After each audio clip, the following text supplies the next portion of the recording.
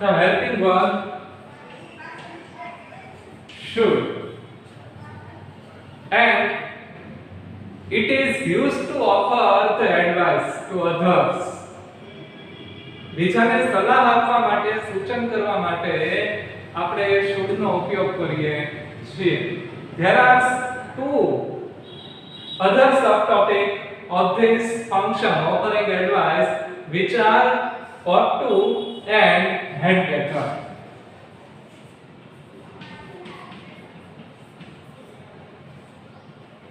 And with all the three functions, the topics of the function offering advice, we have to put main form of verb after these two helping verbs and had better. આપણે જ્યારે offering advice માં should, ought to કે had better નો ઉપયોગ કરતા હોઈએ છીએ ત્યારે આપણે ક્રિયાપદનું મૂળ રૂપ જ એની પછી મૂકવાનું હોય છે. ત્રણે ત્રણમાં એ ત્રણે ત્રણની એક સરખી અને સામાન્ય બાબત છે. તો હવે આપણે should તો શીખી લીધેલું હતું, ought to અને had better એ જોવાનું બાકી છે. તો શરૂ કરીએ છીએ ought to થી. હવે ought to ની વાક્ય રચના આપણે જોવાની છે કે આની વાક્ય રચના કેવી છે. તો કર્તા પ્લસ ought to પ્લસ ક્રિયાપદનું મૂળ રૂપ કર્મ અને અન્ય શબ્દ. તો આ રીતની ought to ની વાક્ય રચના હોય.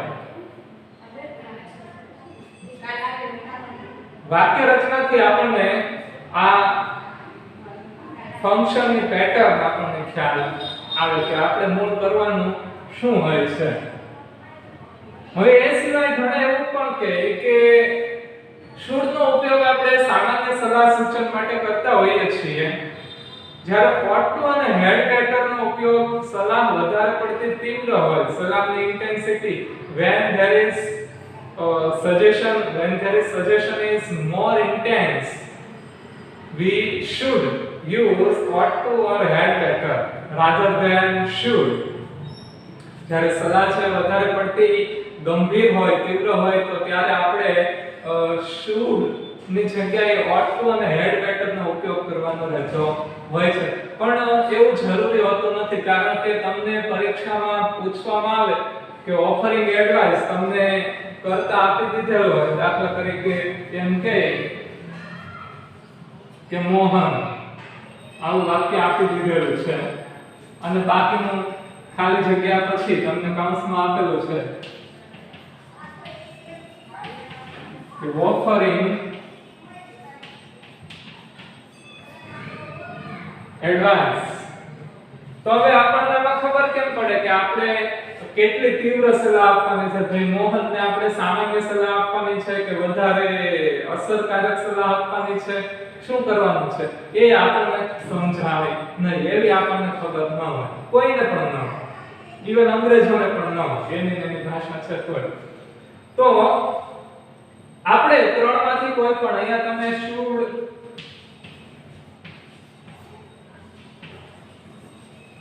ought to કે had better કોઈ પણ ઉપયોગ તમે કરી શકો. અને હંમેશા ક્રિયાપદ કેવું મુકાશે, ક્રિયાપદનું રૂપ કેવું હશે, મૂળ રૂપ જ હશે. ત્રણે ત્રણમાં એક ફરશે નહીં. તો આ બાબત અહીંયા ક્લિયર કરવાની હતી, જેથી કરીને આપણને સમજવામાં સરળતા રહે.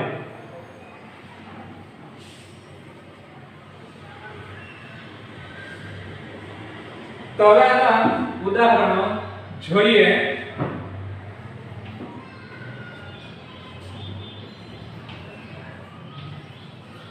મનન ought to join gym. Manan ought to join gym. મનને જીમ જોઈન કરવી જોઈએ, અખાડો જોઈન કરવો જોઈએ. તો હવે કરતા છે અહીંયા તમે જોઈ શકો છો હેલ્પિંગ વર્બ ought to છે, ક્રિયાપદનું મૂળ રૂપ જોઈન છે અહીંયા, અને ત્યારબાદ કર્મ છે જીમ.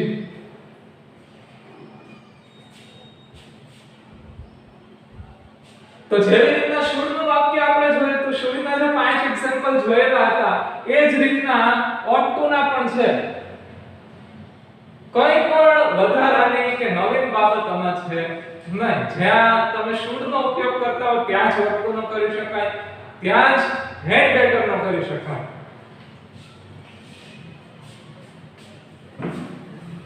હવે એ સિવાય આપણે એક્ઝામ્પલ જોઈએ તો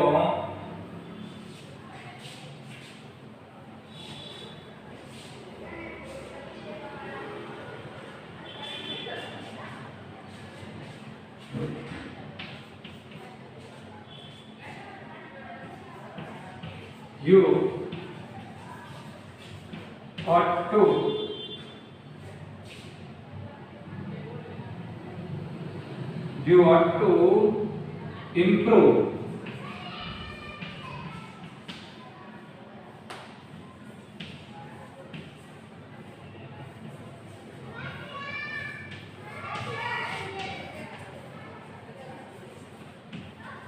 you ought to improve your handwritings. Rather, I should improve my handwritings. બરાબર છે, મારે તો સુધારવાની જરૂર જ લાગે છે. આમ તો કરતા છે you, સહાયકારક ક્રિયાપદ છે ought to, ક્રિયાપદનું મૂળ રૂપ છે improve. જેવી રીતના અહીંયા જોઈન હતું એવી રીતના અહીંયા improve છે. કર્મ હતું જીમ, અહીંયા છે handwritings. બરાબર.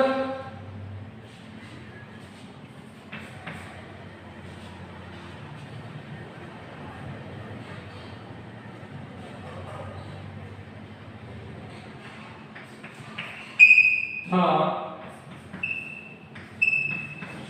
ટીચર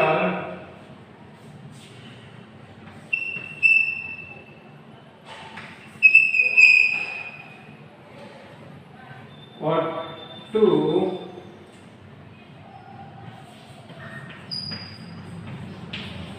develop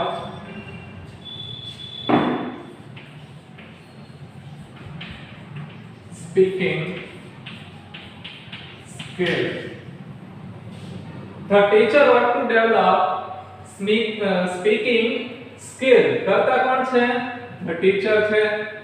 સહાયકારક ક્રિયાપદ શું છે? ought to. ક્રિયાપદનું મૂળ રૂપ શું છે? develop.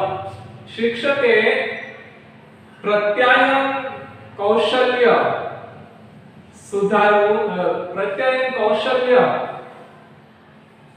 ડેવલપ કરવું જોઈએ, વિકસાવવું જોઈએ.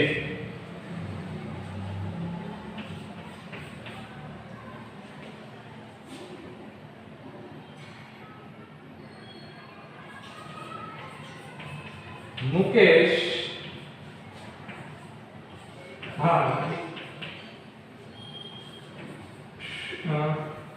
should પણ ચાલે, ought to આપણે શીખીએ છીએ એટલે ought to લઈશું. ought to accept the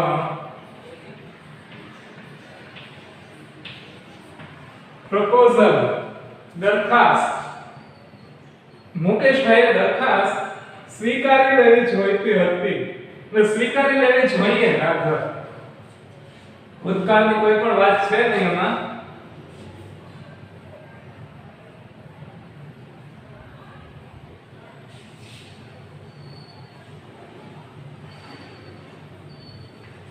એક ઉદાહરણ જોઈને આપણે હેડ બેટર ઉપર જઈએ.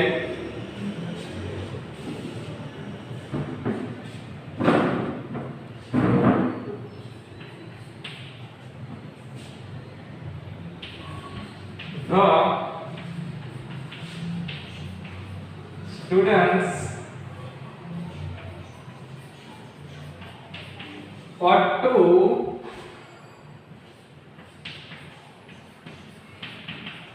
experiment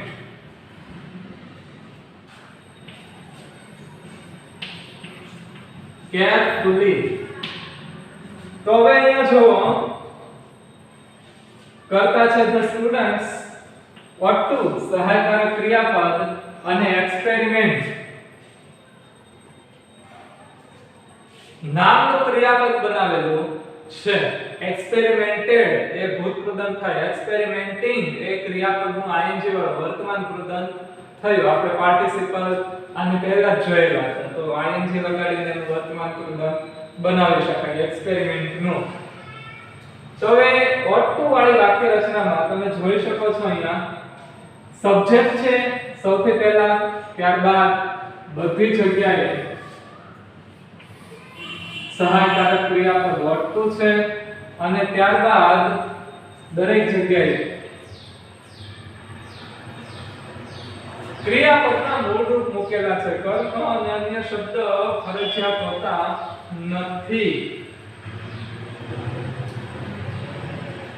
હવે આને પ્રશ્નાર્થક વાક્ય પ્રશ્નાર્થક અનુસાર કેવું હોય, ઘણાને એ પાછું આશ્ચર્ય લાગે. તો એ જે રીતના કાળ તમે શીખ્યા છો એમ જ કરવાનું. ought to ને આગળ લેવાનું હોય, to ને નહીં, ખાલી ought ને જ આગળ લેવાનું હોય અને નકાર પ્રશ્નાર્થ બનાવી નાખવાનું હોય. નકાર બનાવવાનું હોય તો પછી ought ની પહેલા અહીંયા નોટ મૂકી દેવાનું.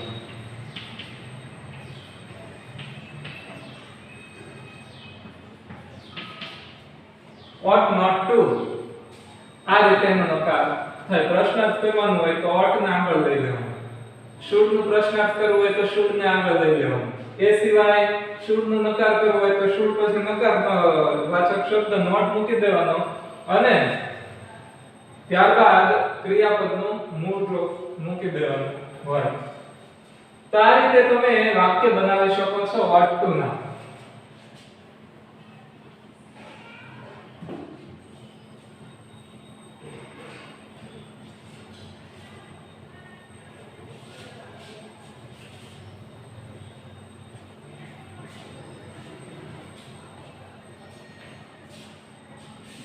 ભાઈ પછી આપણે જોવાનું છે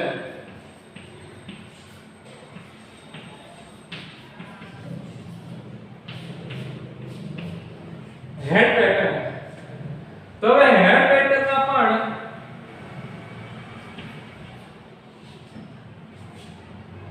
શું હશે? કર્તા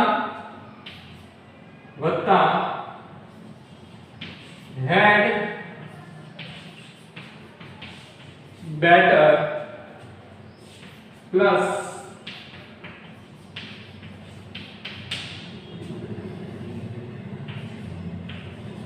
ક્રિયાપદનું મૂળ રૂપ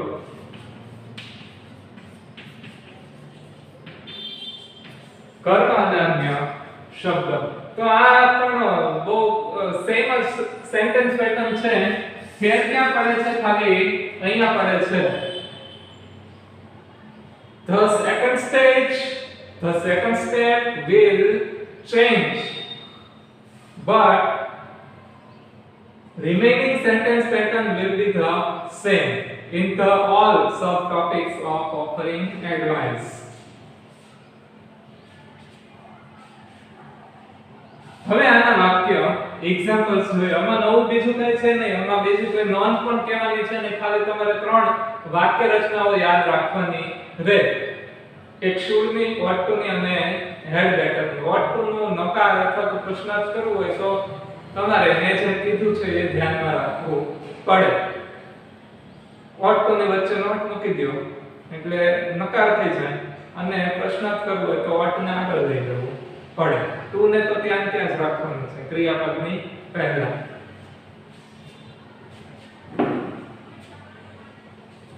had માં પણ એવું જ છે. તમારે જો પ્રશ્નાર્થ કરવું હોય તો હેડ ને આગળ લેવાનું છે, બેટર ને ત્યાં રાખવું પડે. અને નકાર કરવું હોય તો પછી અહીંયા હેડ ની પછી નોટ મૂકી દેવાનું, બેટર ની પછી નહીં. હેડ બેટર નોટ ન થાય ક્યારે હેડ બેટર નોટ થાય નહીં, હેડ નોટ બેટર એ રીતના થઈ શકે. તો હવે એક્ઝામ્પલ્સ આપણે લઈએ.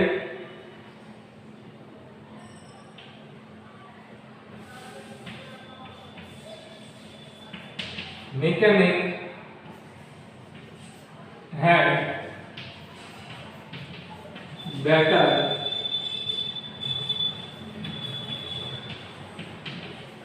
repair the car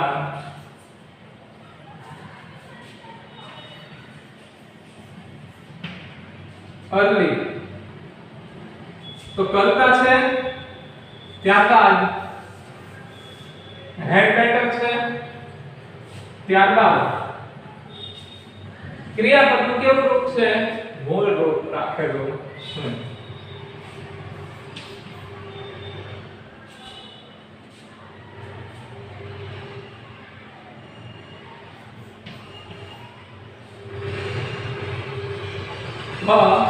weather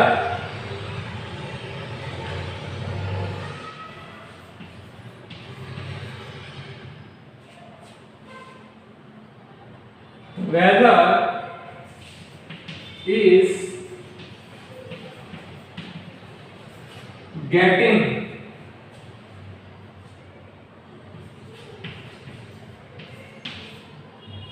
worse. worse એટલે વધુ ખરાબ. comparative degree નો રૂપ છે bad. The weather is getting worse. They had better return early. વાતાવરણ વધુ ખરાબ થાય છે, સારું છે કે તેઓ વહેલા પાછા ફરે. રિટર્ન એટલે પાછા ફરવું. અહીંયા મેં એક આગળનું વાક્ય ઉમેરેલું છે, પરીક્ષામાં પણ આવું થઈ શકે. ખાલી તમને આગળનું એક વધારાનું વાક્ય આપેલું હોય, આવું છે મેં બીજું એક્ઝામ્પલ લખેલું છે, તો weather is getting worse. એવું તમને એક વાક્ય આપી દીધેલું હોય અને તમારે પાછળનું આખું વાક્ય પૂરું કરવાનું હોય. તમને અહીંયા ખાલી જગ્યા આપીને કીધું હોય કે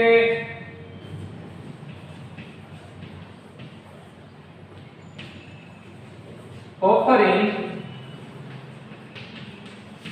advice, તો તમારે પાછળનું આખું વાક્ય તમારી જાતે વિચારીને પૂરું કરવાનું રહે. જો કે આગળના વાક્ય ઉપરથી તમે અનુમાન લગાવી શકો કે શું કરવું જોઈએ, કેવું વાક્ય આપણે બનાવવું જોઈએ.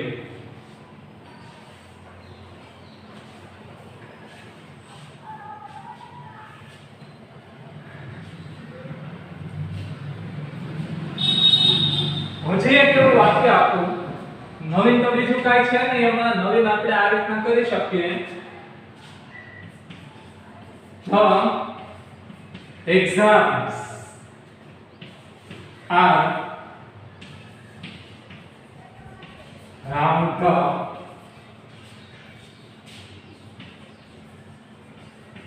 corner. round the corner એટલે કે નજીકમાં, હમણાં. The exams are round the corner.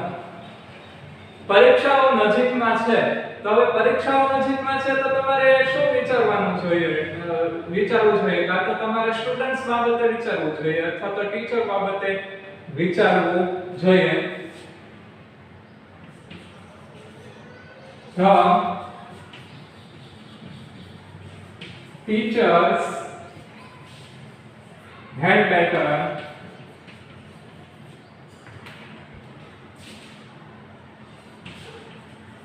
complete the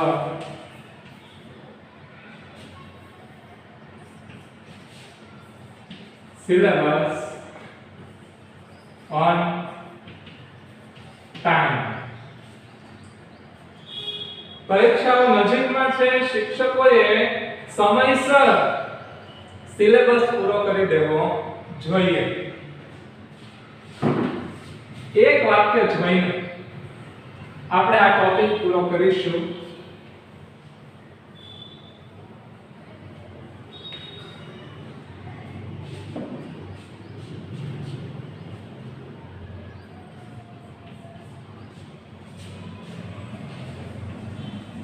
Your leg is badly injured. હવે ઓફરિંગ એડવાઇસ તમને આપી દીધેલું હોય.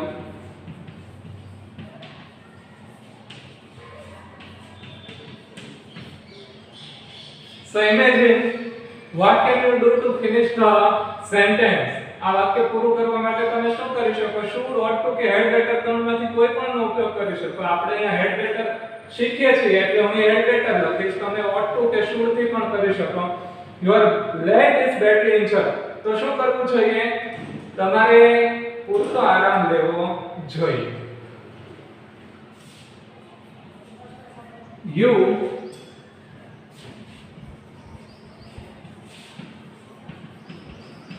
better take rest. સારું છે કે તમે આરામ કરો. હેડ બેટર નો અર્થ એવો થાય